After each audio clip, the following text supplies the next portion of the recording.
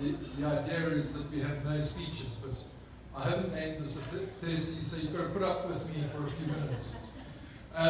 So good afternoon, everyone. For those who don't know me, I'm Anton Marsh. I'm the MD of Now Media and the publisher of Freight News.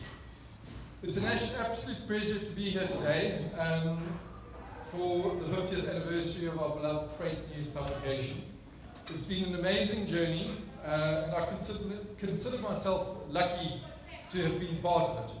Today we're here to recognise and celebrate the immense love, dedication and contribution of our founders, John and Anton Marsh, who had a history and passion for the freight news and shipping industry. Without them, this milestone wouldn't have been possible.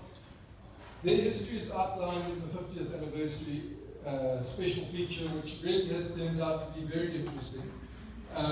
And it's detailing your wishes for the future of the freight industry. So thank you for contributing. We are lucky to have many people who have been inspired by John and Leona, who have followed in their footsteps and continue to help us succeed. Tonight we have 4 Freight News editors with us, 2 past editors and 2 current editors. My father, David Marsh, edited the magazine in the late 1970s. He's led the Now Media helm for many years and continues to be the board's chair. Those who work with him know him as an energetic visionary with a great talent for innovation. So thank you, Dan.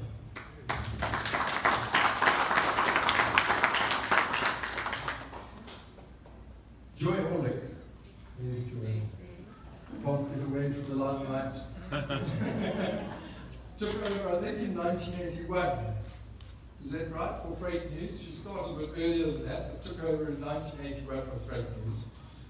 And until 2020, she edited the magazine, remarkably producing a weekly print, our standalone features, the daily online news, as both the editor and sub-editor.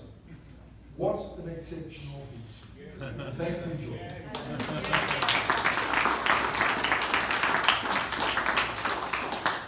We have been fortunate to work with many passionate and talented people over the years. 2 have sadly passed on who are very well known in the industry and loved by our team.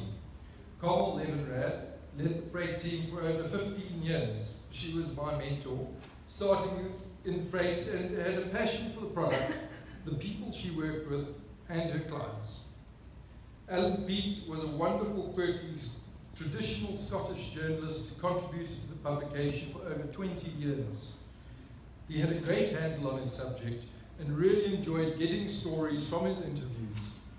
He was a ship's engineer in his younger years. Some other people that really need mentioning in our history include Ed Richardson, our African correspondent, who's based down in PE and who has worked with us since 1983 and still travels Southern Africa to get the news on the ground.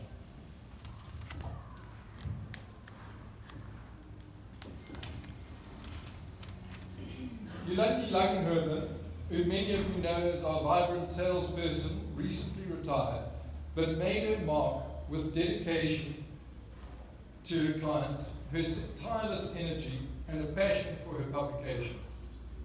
Tracy Barnett has been with us coordinating Freight News for over 15 years, ensuring ads are produced and placed reliably daily. Gladys Sinclair is our circulation supervisor, who has ensured that Freight News is distributed over 15 years. Dirk Warnefeld has been involved in the design of the publication for 15 years, and I haven't worked with a person with a better eye for design.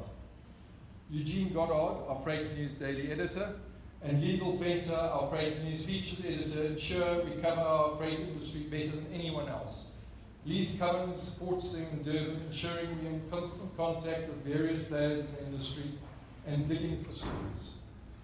Linda van der Pol, our sales director, has been with us since 1990 in our travel products, more recently taking over of our Freight News sales with a relatively new sales team with Sandy Roy and Samantha Brits, and supported by Gwen Zamars. The team is marked by a passion for the product and pleasing clients.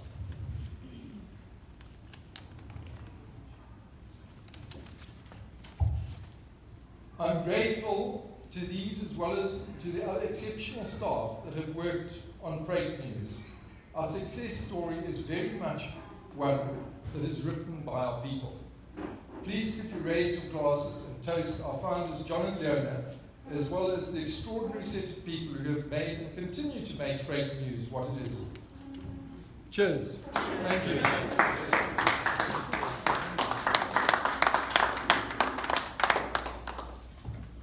We believe that news is essential for the industry, and we are proud to have a long history of providing the most up-to-date, unique, and accurate information to our readers.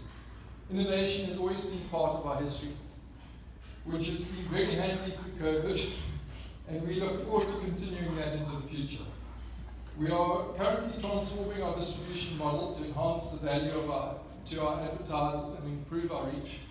Later this year, we'll be updating our content systems, and we are constantly looking for ways in which to improve our readers, our advertisers, and the freight community's experience with our publication. We understand the importance of staying informed, and we're committed to being the best source of freight news and logistics news in Southern Africa. Lastly, I'd like to thank you for joining us tonight, as well as for the industry support, advertisers, contributors, staff, and readers who have been part of our 50-year journey. Please raise your glasses in a toast of thanks, as well as an acknowledgement of a great 50 years.